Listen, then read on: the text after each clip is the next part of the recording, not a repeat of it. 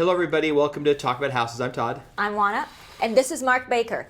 Mark Baker is a mortgage broker here in Las Vegas, but he can do loans anywhere in the country, so that means that fabulous high-rise place that you've got your eye on, he can help you. And a refi. And a refi. Okay. So what I want to know is I want to know about mortgage payments. So I know that mortgage payments are made up of four things. I've got principal, I've got interest, I've got mortgage insurance, and I've got an impound account or escrow account. Now, I understand that the principal I have to pay back. I understand that the interest I begrudgingly have to pay back.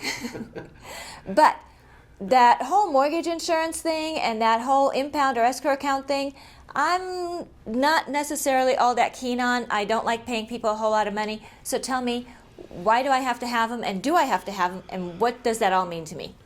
Okay, so a mortgage payment consists, as you just said, of the basic things. We call it PITI, principal, interest, taxes, insurance. If you do have mortgage insurance, which we talked about on another video, and if you do have some type of a special improvement district, a lot of those things are also wrapped up in mortgage payments nowadays. So I don't know if you know that or not. Those are like part of taxes too. Yeah, potentially. It usually is. But we see those also in the payment. So sometimes these impound accounts can get pretty fat, if that makes sense. Right. So your principal and interest is your loan. So the biggest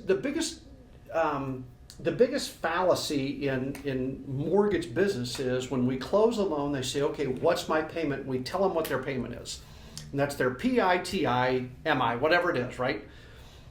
And then 6 months later or a year later, the taxes get reassessed. Maybe they had a claim on their homeowners insurance or something, or a kid wrecked a car or whatever, and they bundled, or something happens, and then they get their escrow analysis and their mortgage payment went up. And they call and say, you told me this was my mortgage payment for 30 years. How could it change?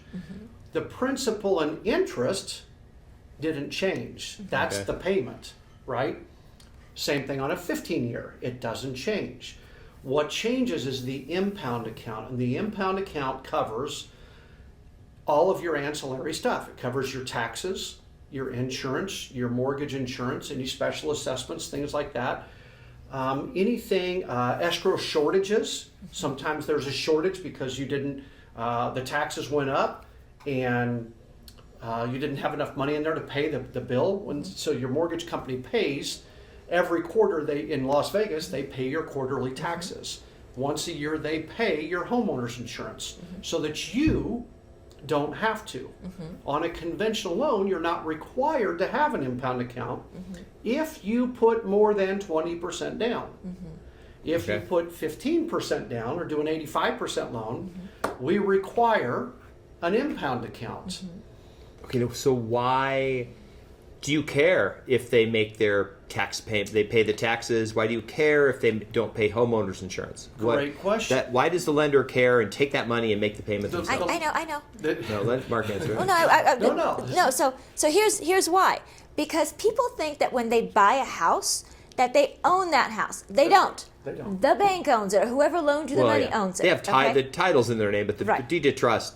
Right. That's right. So, because this is actually the bank's money or the lender's money that bought that house, so they actually own the house, so they want to make sure that if that house burns down, they are made whole. That's right. Whether the house is rebuilt or that the loan is repaid or however that all works out. Anytime you have a mortgage, the lender will require you to keep fire insurance, a lot of people call it, or homeowners insurance. You must keep that to protect their investment because, as Juana just said, you don't own the house yet. The house is deeded into your name or titled into your name, but you have a first trust deed or a lien against it, that if you don't make the payments, it's not your house. By the same token, if you don't make the tax payments, they will put a lien on your house, and sooner or later, you've got to pay the taxes, and if you don't pay the taxes, they're going to foreclose on the house. Right. So that's a whole other issue, but that's kind of how it works. So in your principal and interest, keep in mind that is your payment. Truly, that's your mortgage payment. The rest of it is your total mortgage payment. Now let's talk about principal and interest. So that's a fixed amount. It is. Amortized. And amortized just means spread out over time. That's right. But the makeup of principal and interest actually changes over the life of the loan. It does. It goes, it like Inversely. That's right. inversely changes. So explain to them what does that do? So at the very beginning, you're going to have, excuse me here, I keep such a rough eye on this mortgage-backed security since it's my livelihood. What happens is when you take out a brand new 30-year mortgage, the majority of that principal and interest payment, which is the payment, the majority of that principal and interest payment is interest.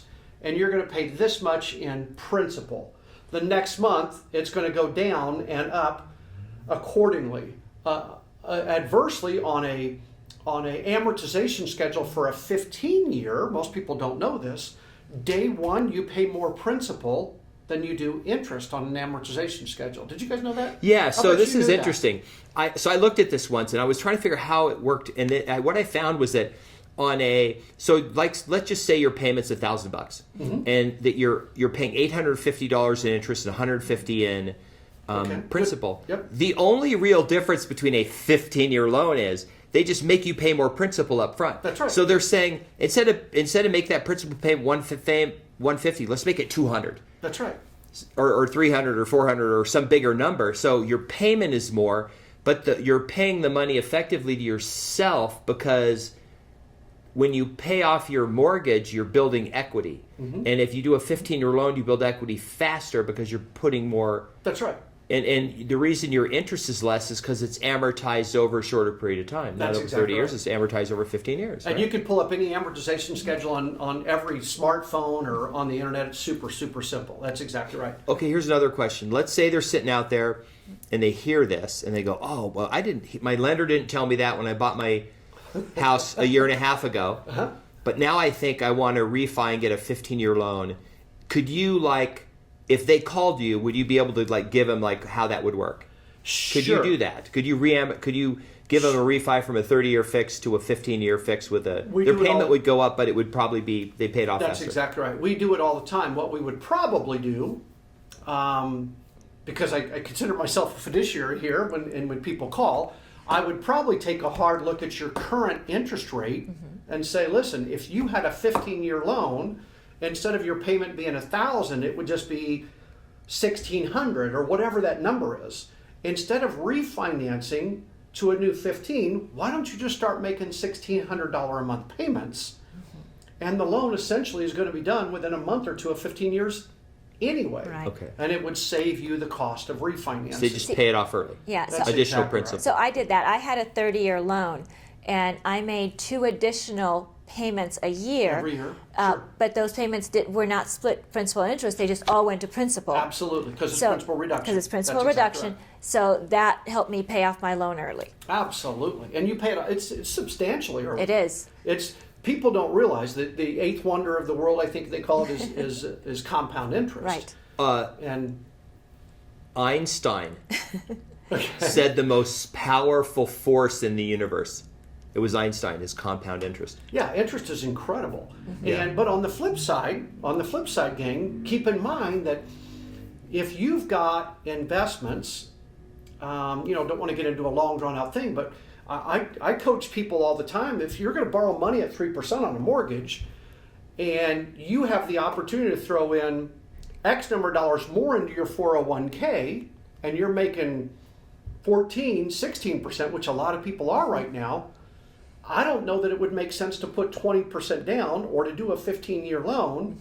It might make, we just coached a guy and we did all the numbers, and it made more sense to do a 30-year fix with 5% down, throw more money at his broker, throw more money into his 401k, and I forget what it was, but he did all these spreadsheets and everything, but in 8 years, his house is paid for. Okay. Right. Because of the money you make. There's another guy who does videos. He's super famous and he has way more views than us. But he did a video. He's probably got 30 videos on the same subject. Really? That are you're better off if you have extra money. You should not pay off your house. You should use it in other investments because Absolutely. Historically, not just right now because it's hot, but historically those investments pay more than trying to save 3% of a debt payment. That's right. exactly You right. just if you have extra $1,000 a month, you better stick it in the stock market or in something that's going to get you a higher 3% return than trying to save paying 3% late in the future. Yeah, Right. and that's, you can go online, you can Google the rule of 72. It talks about how money doubles every 6 years. I mean, the numbers are astronomical if you just sit down and take a look at them. Right. So they really are. No, my take has always been on my own purchases that I'm always better off doing a 30-year loan because I can always convert my 30-year loan to a 15-year loan by simply making additional principal payments, but I have the flexibility of having lower payments by having a 30-year loan. You want the lower monthly obligation. Right. What I tell people, because we've seen this time in and time out over a lot of years, I've seen a lot of sad stories where they'll have extenuating circumstances. Mm-hmm. They'll have an illness, a death, something, a job loss, something, and it's better to have a lower monthly obligation, Mm-hmm. in my personal opinion, than trying to get the house paid off. If you can invest the money, make the money, and at one point you want to scratch a check out and pay the mortgage off, you can do it. But we a lot of different examples that I could give of that. Awesome. Great question. Thank you so much for the information, Mark. If you guys have any questions about mortgages, please reach out to Mark and he'll be happy to help you. If you're interested in refinancing, Mark's your guy. We really appreciate your time, Mark. A wealth of information. I always learn things from you, so thank you. If you like the video, please subscribe, hit the notification bell, like the video, share it with your friends. And remember, if you subscribe, you'll get the rest of the videos as we put them out. We've done a whole series with Mark, lots of fantastic information. Todd and I have learned things from all these videos with Mark. So we appreciate you watching, and we'll see you on the next video. Thanks. Bye. Bye.